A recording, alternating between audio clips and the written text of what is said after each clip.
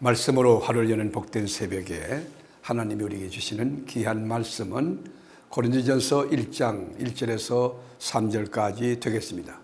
온라인에 동참하는 여러분도 다 함께 성경을 펴주시고 함께 말씀 속으로 들어가 보실까요? 하나님의 뜻을 따라 그리스도 예수의 사도로 부르심을 받은 바울과 형제 소스테네는 고린도에 있는 하나님의 교회 곧 그리스도 예수 안에서 거룩하여지고 성도라 부르심을 받은 자들과 또 각처에서 우리의 주 곧 그들과 우리의 주 되신 예수 그리스도의 이름을 부르는 모든 자들에게 하나님 우리 아버지와 주 예수 그리스도로부터 은혜와 평강이 있기를 원하노라. 아멘. 사도 바울이 고린도에 오기 전에 아테네에서 목회했습니다. 그곳에서 수많은 우상의 신전을 보았습니다. 어떤 신전에는 이름을 알지 못하는 신에게 그렇게 쓰여 있었을 때 바울은 속이 상했습니다. 속이 부글부글 끓어올랐습니다. 바울은 그들에게 신들을 많이 섬기는 것은 범사의 종교성이 많기 때문이라고 인정해 주었습니다. 그러면서 미지의 신이 누구인가에 대하여 소개하겠다고 논리를 펴기 시작합니다. 바울은 시인의 말을 인용합니다. 하나님은 존재하시고 또 인간은 그의 창조물이며 인간은 하나님으로 인하여 호흡하고 나라도 세우고 가정도 세우고 행복하게 산다. 그러면서 믿을 만한 증거를 논리적으로 설명합니다. 바울이 이야기한 것을 믿겠다고 반응을 보인 사람은 거의 없었고 아레오바고 관원인 디오누시오와 다말이라는 여자 외에 몇 사람만 그저 관심을 조금 보이는 정도였지만은 주님의 교회가 세워지지 않았습니다. 우리 사도행전 17장 34절 볼까요?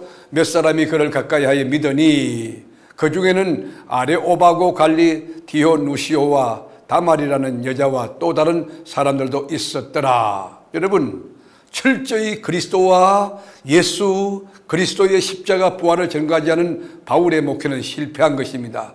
좌절했습니다. 그리고 내려간 곳이 어디입니까? 고린도예요.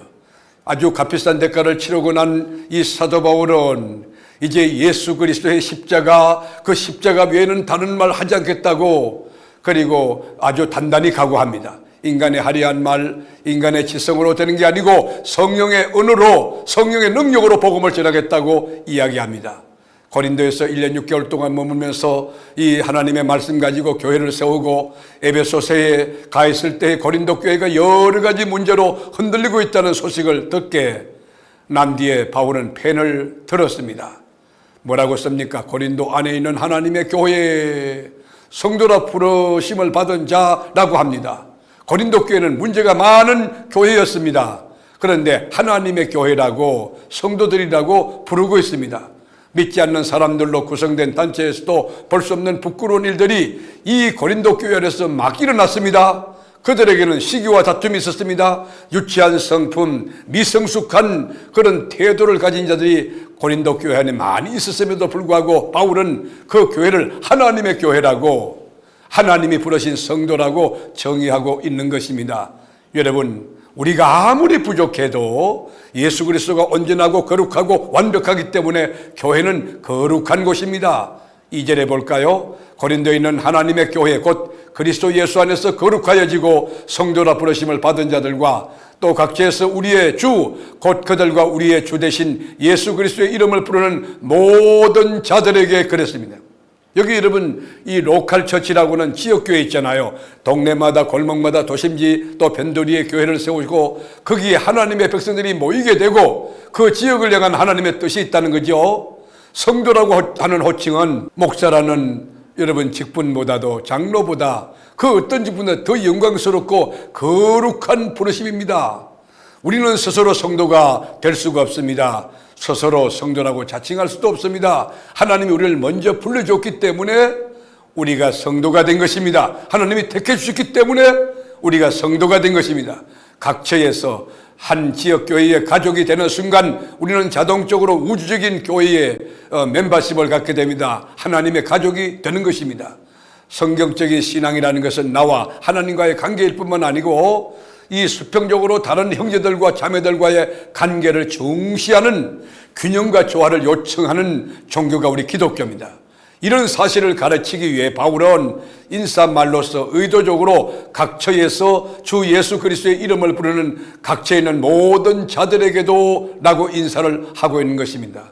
사도 바울의 영성, 사도 바울의 신학, 사도 바울의 신앙이 얼마나 깊고 온전합니까? 바울은 고린도 교회 성도들이 자신들이 믿고 있는 바를 분명하게 잘 설명할 수 있게 된 것을 하나님께 감사했어요.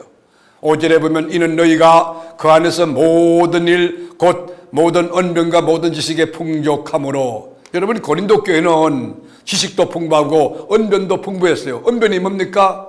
헬라어로 로고스 아닙니까? 지식은 그노시스이고요. 그러니까 언변과 지식이 풍족할 뿐 아니라 그 지식을 기초로 해서 복음을 전구할 수 있는 능력이 있는 그 교회가 바로 고린도 교회예요.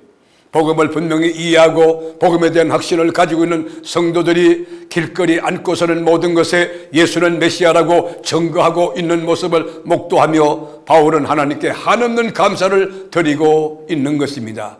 사랑하는 교회 여러분, 하나님 주신 은사를 따라 주님을 섬길 때 우리가 서 있는 처소에서 예수는 그리스도라고 증거하는 그리스도의 정인의 삶이 얼마나 귀하겠습니까? 바울이 고린도 교회를 바라보면서 행복해하고 무한한 찬양을 하나님께 올렸듯이 여러분이 있는 처소에서 예수를 증거할 때, 복음을 증거할 때 하나님도 기뻐하시지만 이 목사도 한없이 감사하고 목회의 보람을 느낄 수 있는 것 아닙니까? 사랑하고 존경하는 세계로 교회 교우 여러분들 정말 고맙습니다. 믿음생활 바르게 하고 좁은 길, 협착한 길, 십자가 길을 걸어가는데 항상 동력해 주시고 늘 응원하고 지지하고 또 기도해 주며 물심양면으로 항상 동참하는 우리 교우들이 자랑스럽습니다. 오늘도 주 안에서 주님 주신 재능을 따라 힘을 다하여 하나님 섬기고 이웃을 섬기며 하나님 관계, 사랑 관계에서 함께 승리하는 여러분이 다 될 수 있기를 주님의 이름으로 축복합니다. 기도하겠습니다. 주님, 우리를 하나님의 백성으로 인쳐 불러주시고 또 거룩한 성도라고 호칭을 주시니 감사합니다. 구별된 자로서 하나님의 자녀로서 이 땅을 살 때에 늘 감사하고 기뻐하며 하나님 관계도 중시하고 사람들도 아주 귀히 여기며 그들을 격려하고 또 세워주며 축복하며 하나님의 사람으로 함께 성장해가는 그런 복된 인생, 복된 삶이 되도록 역사하여 주옵소서. 오늘도 함께 하실 우리 주님을 찬양하고 예수님의 이름으로 기도드립니다. 아멘.